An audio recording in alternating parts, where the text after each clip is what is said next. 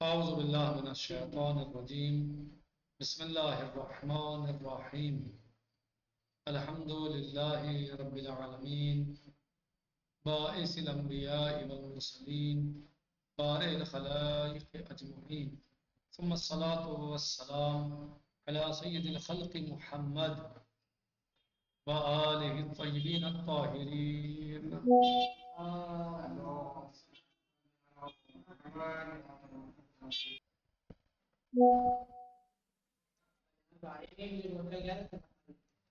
آج کا ہمارا درس استفاق کتاب الدین کا 5واں سبق ہے،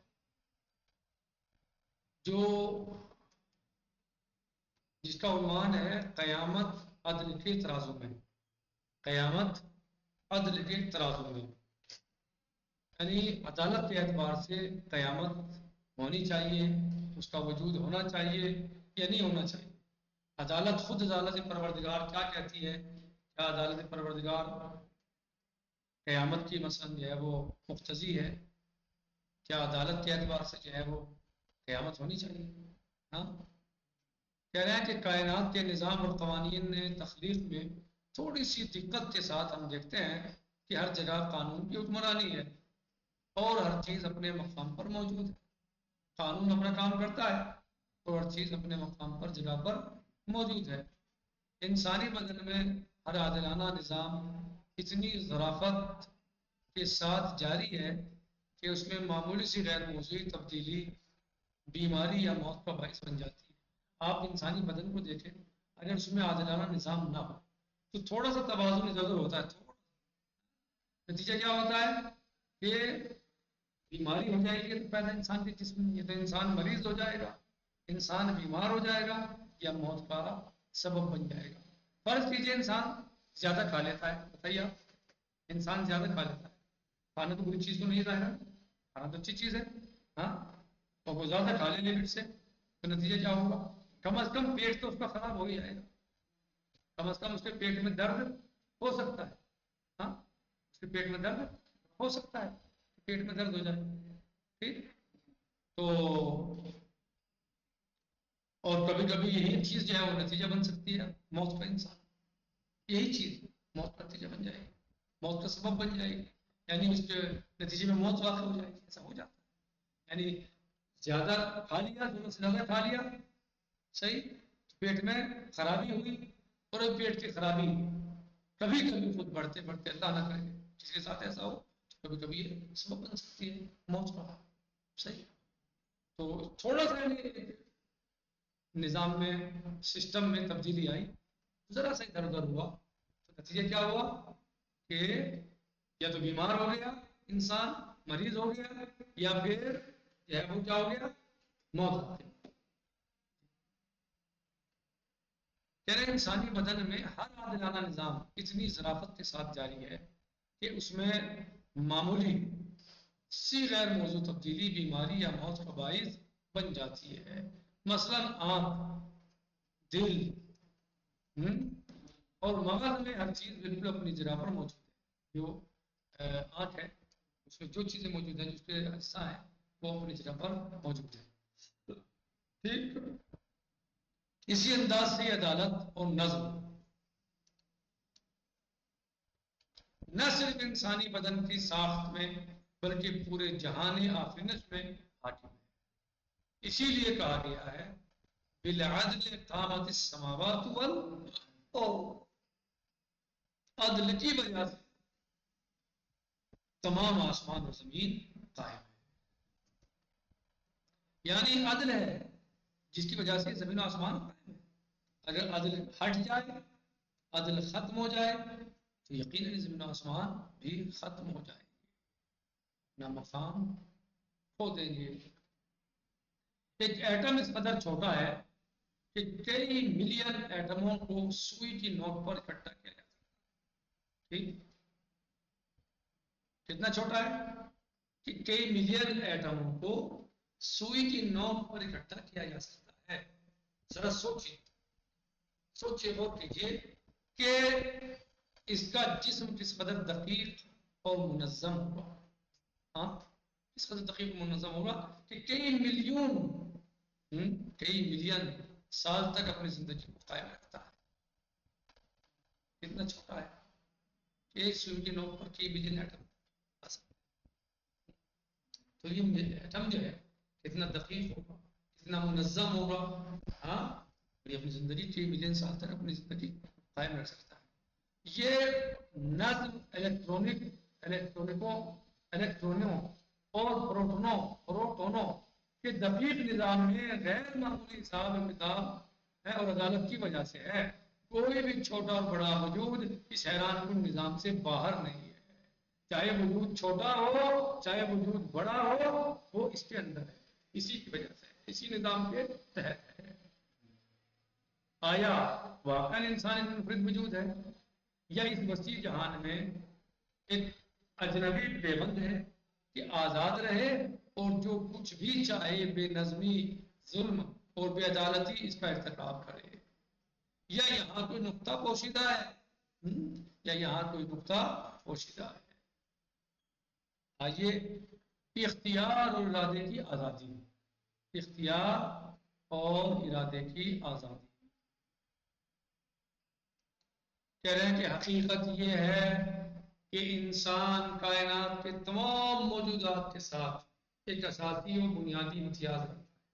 انسان جو ہے کائنات کی تمام چیزوں کے ساتھ, تمام موجودات کے ساتھ, جو چیزیں اس جہان میں پائی جاتی ہیں, انسان جو ہے وہ ان کے ساتھ ایک اساسی اور بنیادی امتیاز یعنی فرق رکھتا ہے, اس کو امتیاز حاصل ہے. اور وہ انسان کا اختیار اور ارادے کی آزادی کا حامل ہو رہا ہے. خدا نے اسے آزاد کیوں پیدا کیا اور کسی چیز کے ارادے کا حق اسے کیوں دیا ہے؟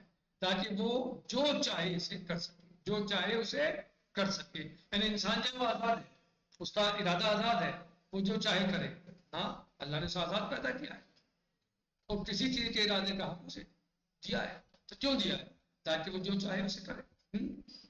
کہہ رہے ہیں اس کی وجہ یہ ہے کہ اگر وہ آزاد نہ ہو, انسان آزاد نہ ہوتا تو کمال کی منزل نہ پاتا. انسان کو آزاد بنایا اس لیے تاکہ وہ کمال کی منزل پا سکے. یہ بہت بڑی خصوصیت اس کے اخلاق اور معنویت کے کمال کی ضامن ہے. یعنی آزادی جو ہے جو اس کی بڑی خصوصیت ہے, یہ اس کے کمال اور معنویت کے ہے, اس کے اخلاق اور معنویت کے کمال کی ضامن ہے. انسان کا آزاد ہونا کس بات کا ضامن ہے؟ کہ انسان کمال حاصل کر سکے. بات سمجھ آئی؟ آزاد ہونا جو ہے انسان کا کس بات کا ضامن ہے؟ کہ انسان کمال حاصل کر سکے. مثلا اگر کسی کو نیزے کی نوک سے دھکیل کر مساکین کی مدد پر یا معاشرے دوسرے امور خیر پر مجبور کیا جائے تو اگرچہ یہ نیک کام ہونا شروع ہو جائیں گے. یعنی آپ زبردستی کسی کو نیزے کے ذریعے مار پیٹ کر کسی کو زبردستی آپ کہیں کہ آپ نیک کام کرو, لوگوں کے ساتھ بھلائی کرو, بے سہاروں کی مدد کرو, بیچاروں کی مدد کرو, تو وہ نیک کام تو ہونا شروع ہو جائیں گے. صحیح ہے, لیکن اس میں مدد کرنے والے کے لیے کافی کسی قسم کا اخلاقی اور انسانی کمال حاصل نہیں. ٹھیک ہے, کیوں؟ یعنی بالکل پھر کوئی کمال حاصل نہیں وہ انسان کو.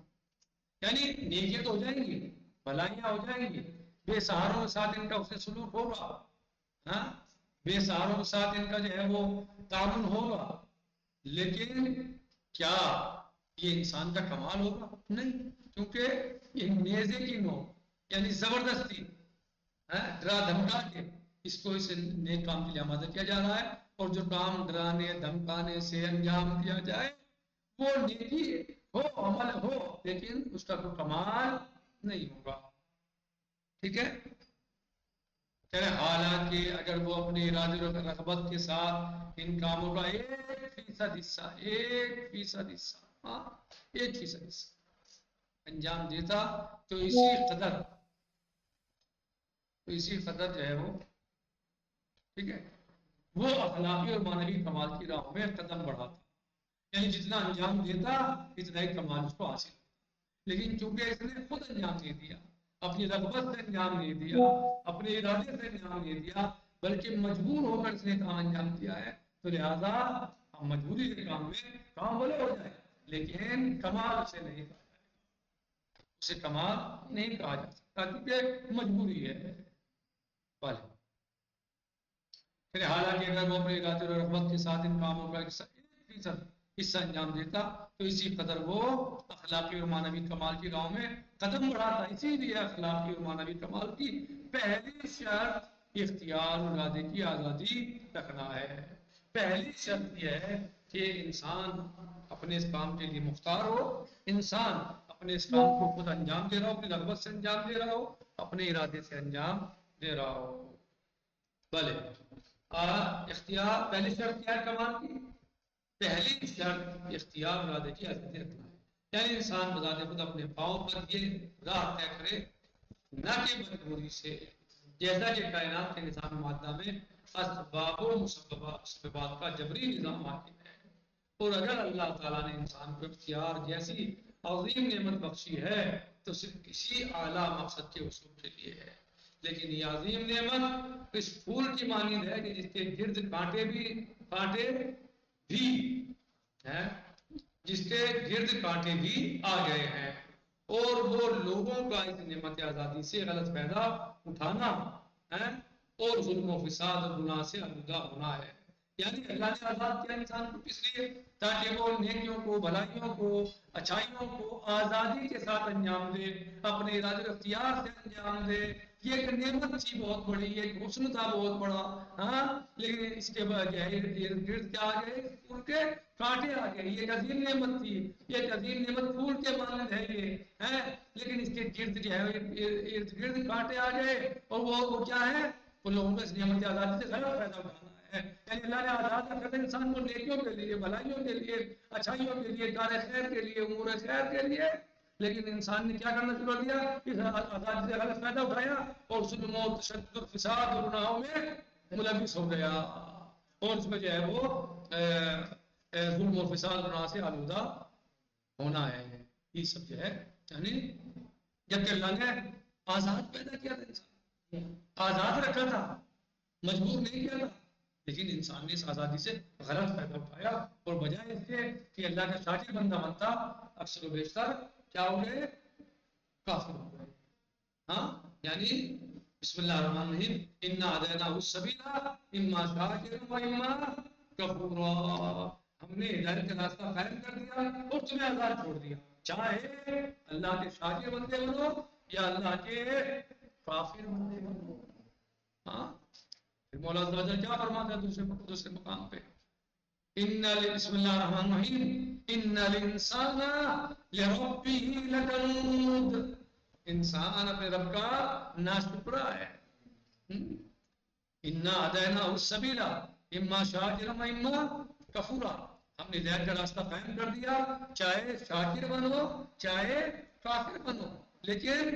لیکن دوسرے مقام پہ کیا فرمایا اللہ عز و جل نے, ان الانسان لربہ لکنود. یہ انسان اپنے رب کا ناشکرا ہے, شاکر نہیں ہے. ہاں, ناشکرا ہے.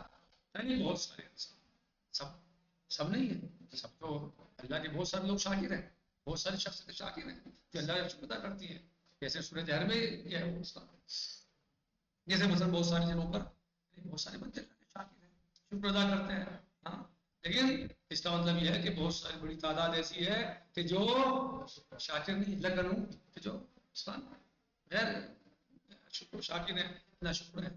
بھلے تو اللہ نے کس لیے آزاد دی تھی انسان کو, تاکہ وہ کارائے خیر انجام دے. کیا انجام دے, کارائے خیر انجام دے, بھلائیاں, نیکیاں, اچھائیاں, امور خیر انجام دے. لیکن اس انسان نے اس آزادی سے غلط فائدہ اٹھایا اور کفر پر اتر گیا, یا ظلم و تشدد پر اتر گیا, یا فساد کیا زمین پر, یا گناہوں کا ارتکاب کیا. جبکہ اللہ نے آزاد سے پیدا یوں کیا تھا اور آزاد سے یوں رکھا تھا تاکہ یہ بھلائی کرے تو اس کو کمال حاصل ہو. کیا حاصل ہو, کمال حاصل ہو. کیونکہ اسی نیکی میں کمال ہے جو آزادی کے ساتھ انجام دی جائے, اپنی رغبت کے ساتھ, اپنے ارادے کے ساتھ انجام دی جائے, وہی نیکی بات. زبردستی والی نیکی میں تو کمال نہیں نا, اس میں کیا کمال, زبردستی. واضح ہوا.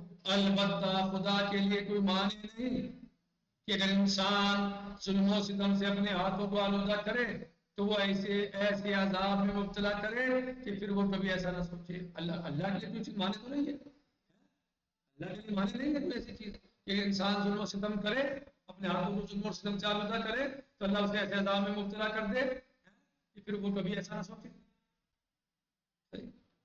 اس کے ہاتھوں پر فالج ہو جائے، بس کر سکتا ہے اللہ؟ اس کی آنکھیں بے نور ہو جائے، اندھی ہو جائے، ایسا کر سکتا ہے؟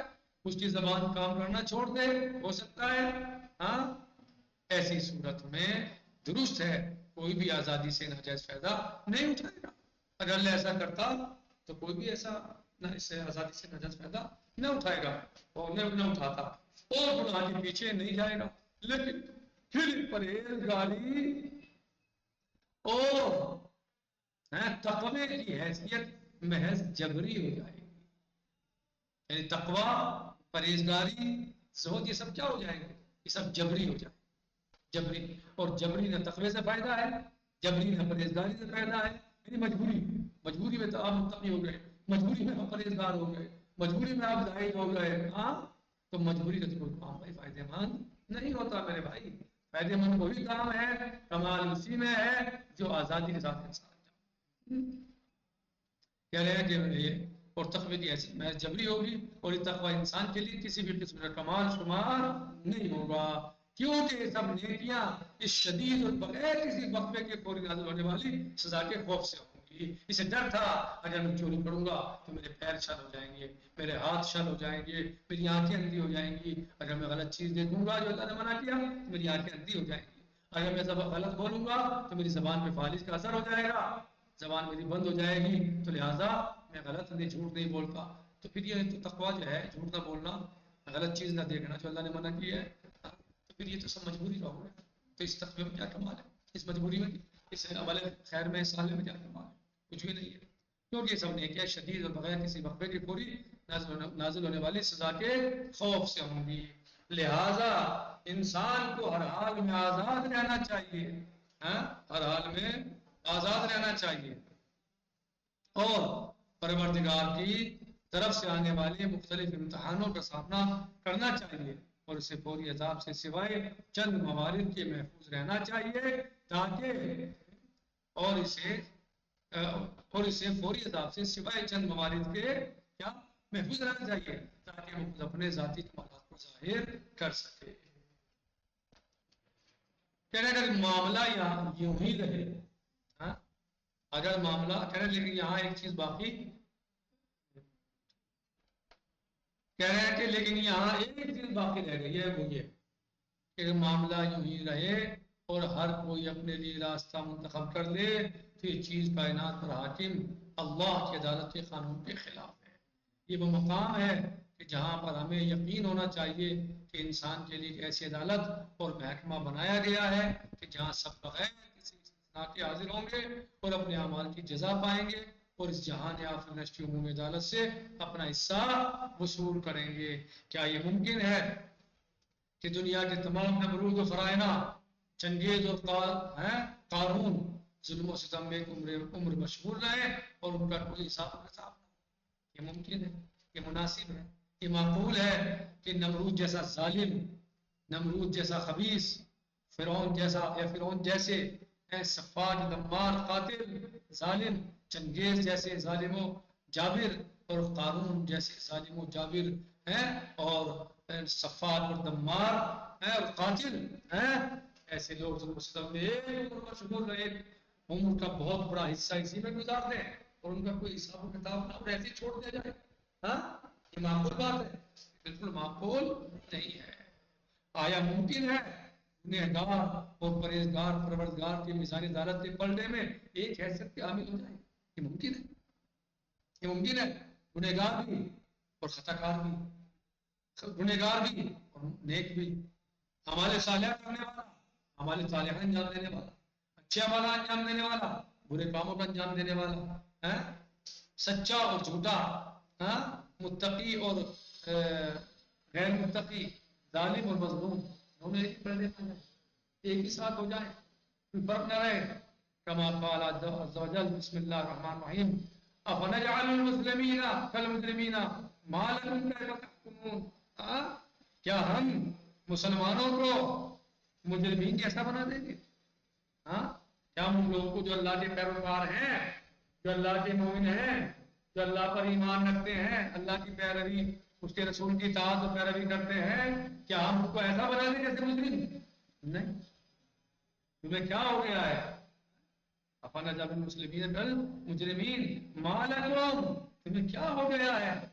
کیف تحکمون، تم کیسے فیصلے کرتے ہو؟ ایک اور مقام پر اللہ عز و جل ارشاد فرماتا ہے اعوذ باللہ من الشیطان الرجیم بسم اللہ الرحمن الرحیم ام نجعل المتقین کالفجار، کیا ہم متقیوں کو فاجروں جیسا بنا دیں؟ کیا یہ ممکن ہے کہ ہم اہل تقوی کو بدکاروں کی طرف قرار دے دیں؟ یہ ممکن ہے ہاں؟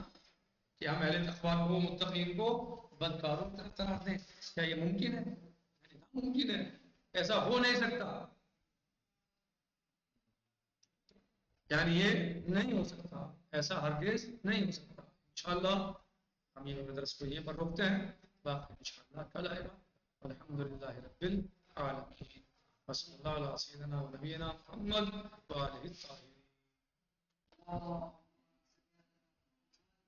یعنی ان تمام باتوں سے ہم نتیجہ نکال سکتے ہیں کہ ایک ایسا دن ہونا چاہیے یا ایک ایسی جگہ ہونی چاہیے، ایک ایسی عدالت ہونی چاہیے جہاں پر سب انسانوں کو جس نے جو کیا ہے اس کا اسے بدلہ دیا جا سکے، اور پھر وہ ان نیکیوں کے بدلے میں جو اسے دوسری زندگی ملنے والی ہے وہاں پر اس کا فائدہ اٹھا سکے.